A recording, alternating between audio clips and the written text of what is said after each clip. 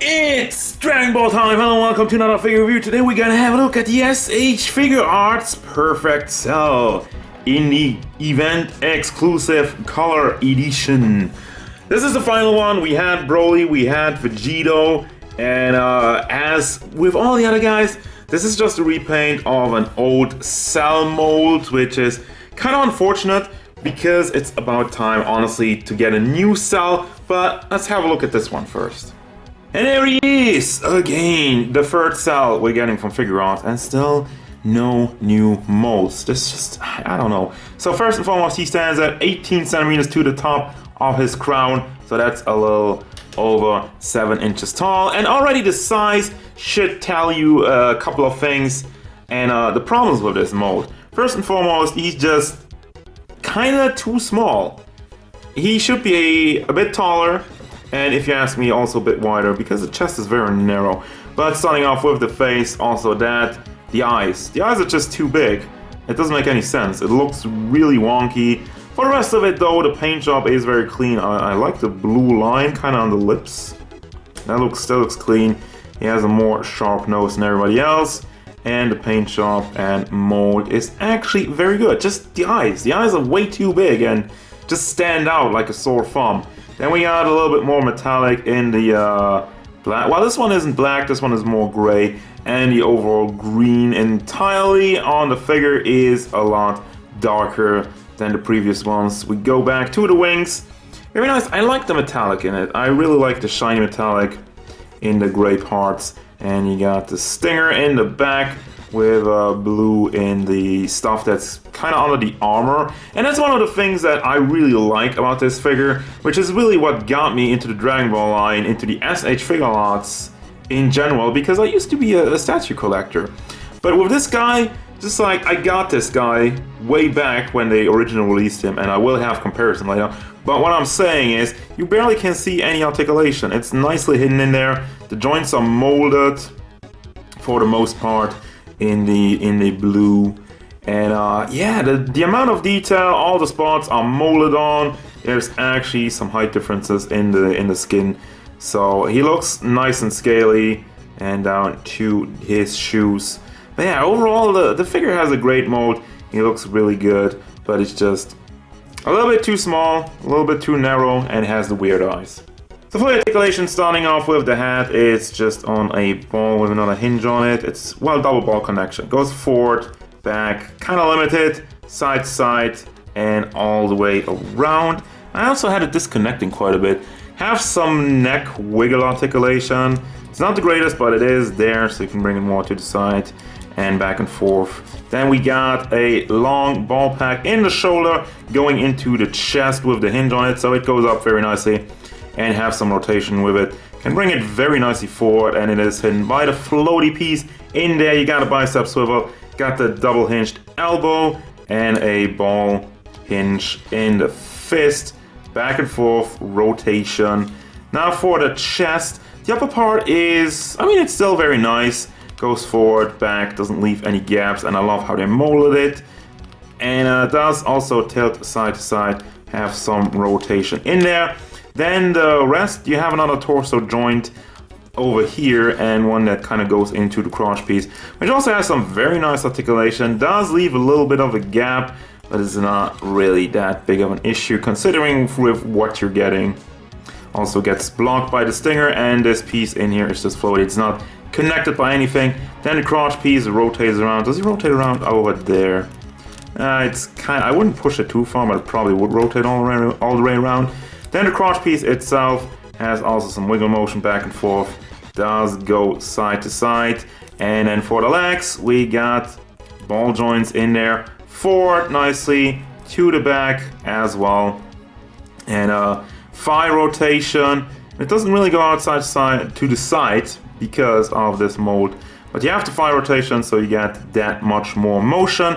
Double hinge knees, with the nice knee pad in there, and the foot is just on a ball joint, ball hinge, no, not ball hinge, it's just a long pack, ball pack, that's what I'm looking for, but now I took it off. So forward, back, does tilt side to side, and has a toe hinge, which this one is blocked. There we go, goes all the way up, also goes down a little bit, As for the wings, I almost forgot about that. You got the balls in there. You can see the small ball joints.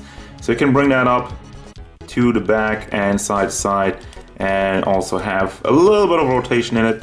I mean, it does a very good job. This one's loose.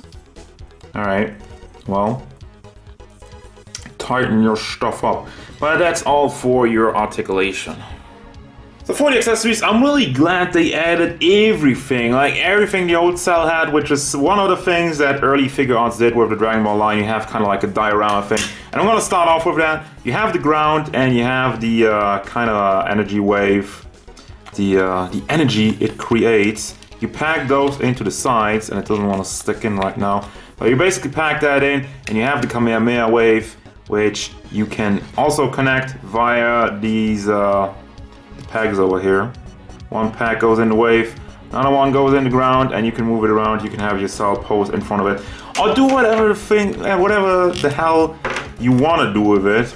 But it's a nice accessory, and it really does the diorama stuff, which I'm not really using because it takes up too much space personally. But it's there. It looks cool. Also, like I really like the coloring on the Kamehameha. It looks good. And I also like this effect. Let's have another look at it. Has some small stones in it. It's really cool. I'm kind of a bummer that they don't do that anymore. And now for the faces, you got the yelling face and the smirk. Still weird eyes. For the rest of it, it's really good. Crossed arms, one of my favorite accessories in general, because you can't really cross the arms properly with all the articulation. So they're giving you the option. We got the blast hands with the painted fingernails, and then a little bit more posing hands, and finally grabbing booby grab hands for your cell. It's comparison time. The Cell Brothers finally united. This is regular release cell, and this is the repaint which we've been looking at this entire time. I don't have the one in the middle. They recently just did a repaint like a couple of months ago. Don't have that. That's just one with a lot more vibrant colors. And I didn't really like that. Vibrant colors, and he had pink. He had pink in here. Just kind of looked weird. But overall, yeah. So what they did here is basically still take the entirely old mold, didn't change a thing about the mold. And weirdly enough, it seems to me like the green parts have just become a lot darker. The white skin parts have become a lot more grayish. And for the rest of it, you got the black that's now a little bit more bright and looks more silver, which kind of pops. I mean, I like the combination. The stinger in the back is yellow before we had like a beige tone. And the purplish, these skin parts went into blue, which is really the only thing I don't like about the repaint. Honestly, I like this version more just because I like the darker color tone, but I wish I could have all the purple in this one. Can you combine these things? Legit questions. Well, I'm not really good with that stuff, but anyway, that's the overlook for these guys, and I put the Kamehameha wave together. So just want to give you another look at that one because it looks very nice and looks very cool. And once again, I can't really bring up the space for this diorama stuff, but it is cool. So here's to that, and that's gonna bring me to the final thoughts of this figure. What do I think about this repaint cell? I mean, this is, like I'm saying, I like the repaint, except for the blue. The mold, it is old and it shows its age. And is it worth getting? I mean, they recently did a re-release with the more bright, vibrant colors, so I'm not really sure. If you don't have a cell, this is, again, probably your last chance. I don't think this is the third figure we got. I don't think they're gonna do another repaint. On the flip side though, you know, I don't have any inside information or any rumors, but just going by my gut, I'm kind of smelling Cell 2.0. Don't quote me on that. Don't say I confirmed that here, but the fact that they repainted this guy for the third time, and a lot of people are asking for a new version. And, you know, it would be about time. It would be about time. So, I mean, overall, this figure is still good, but the problems are obvious. He should be a little bit taller. He should have a little bit more of a wider chest. If you're asking me, he's a little bit too narrow, and the eyes are weird. But for the rest, the figure is really nicely molded. The joints are really nicely hidden. The articulation is still good. even though it goes by the old standards, but it still holds up okay. So overall, if you really want to have a cell, and if you don't want to wait for a possible cell 2.0, this figure is still good, so I can still recommend this figure. But for everybody else, if you already have a cell, this is nothing you're not really missing out on a lot with this guy. So that's gonna do it, guys. As usual, thank you very much for watching. Don't forget, if you enjoyed this review, hit it up with a like and subscribe to the channel so you can stay tuned for more figure reviews, gameplay stuff, and whatever Perfect Cell wants.